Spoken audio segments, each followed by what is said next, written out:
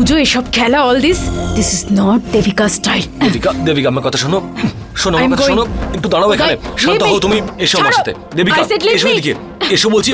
শান্ত হও তুমি একটু। উদয়, let me. পঙ্কজ, আমি এক্ষুনি আসছি।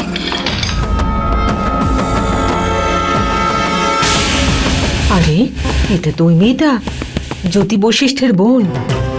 হ্যাঁ, আমি পেপারে পড়েছি ওর সম্পর্কে, কোনো কেস চলছে এই মেয়েটার নামে।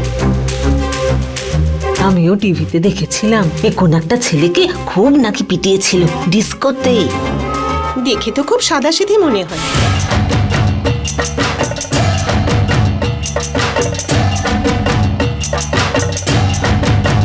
জানি না এই ব্রজ কোথায় গেছে, এখনো এলো না। এই সুষমা, এখানে দাঁড়িয়ে কি করছিস? চল আমাদের সঙ্গে নাচ করবি। না, আসলে ব্রজ এখনো বাড়ি ফেরেনি। আরে চল না, চাবি তো থাকবে ওনার কাছে, আমরা তাড়াতাড়ি চলে আসবো। আরে না, আমি তো ভালো পোশাকও পরিনি। তোমরা যাও, আমি ব্রজর সাথে পরে আসছি। বাজে কথা বলিস না তো, ভালোই দেখাচ্ছে তোকে।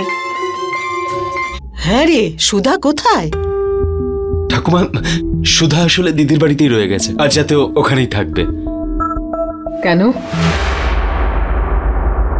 এ কয়েকদিনে আরাম ছাড়া বুঝি আর ঘুম আসছে না? নাকি এই বাড়িতে আর ঘুম হবে না ওর?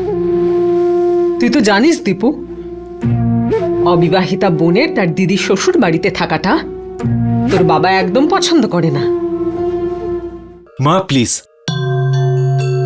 প্লিজ মা, একটা অসুবিধার জন্যই সুধাকে ওখানে থাকতে হচ্ছে।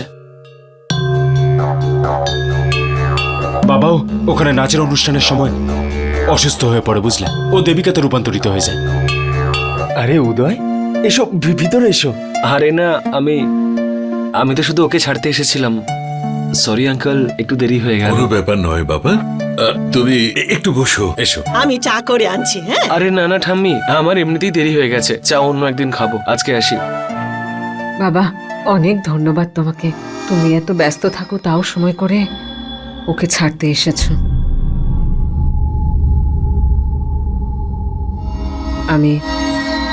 আমি ওর হয়ে ক্ষমা চাইছি ও যা করেছে তার জন্য।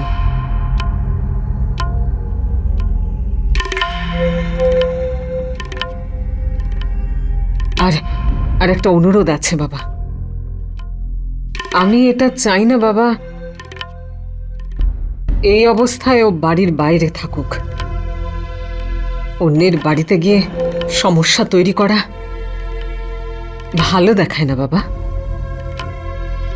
আমাদের লজ্জায় পড়তে হয়। আরে না আন্টি, কাল রাতে যা হয়েছে তার জন্য আপনার লজ্জিত হওয়ার কোনো প্রয়োজন নেই। আমাদের কারোর কোনো অভিযোগ নেই ওকে নিয়ে।